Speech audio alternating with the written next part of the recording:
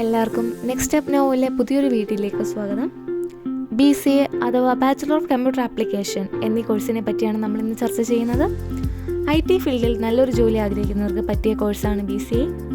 BTechനേക്കാൾ അത്യാവശ്യം ഈസിയും BSc CS കുറച്ചുകൂടെ practical നോളജും BCAയിൽ കിട്ടും. 3 ഇയർ ഡിഗ്രിയായും 4 ഇയർ ഹോണേഴ്സ് ഡിഗ്രിയുമായും BCA ചെയ്യാൻ സാധിക്കും. +2-ൽ 50%, 45% മുകളിൽ മാർക്കുള്ളവർക്ക് BCA തിരഞ്ഞെടുക്കാം. ഓരോ കോളേജിനനുസരിച്ചാവും ഓരോ ക്രൈറ്റീരിയകളും. +2 bioscience, computer science, humanities, commerce എന്നീ സബ്ജക്റ്റുകൾ എടുത്തവർക്കും പഠിക്കാൻ സാധിക്കും.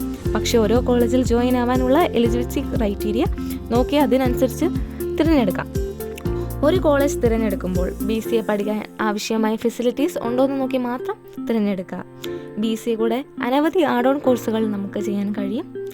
BCA with cyber security, digital marketing, mobile app development, web development, cloud computing, data science, ethical hacking, machine learning, robotics, AI അങ്ങനെ അനേകം ആഡ് ഓൺ കോഴ്സുകൾ തിരഞ്ഞെടുക്കാൻ സാധിക്കും. ഒരു കോളേജ് തിരഞ്ഞെടുക്കുമ്പോൾ അവർ ഇൻറ്റേൺഷിപ്പ് പ്രൊവൈഡ് ചെയ്യുന്നുണ്ടോ, പ്ലേസ്മെൻറ്റുകൾ നൽകുന്നുണ്ടോ എന്ന് ശ്രദ്ധിക്കണം.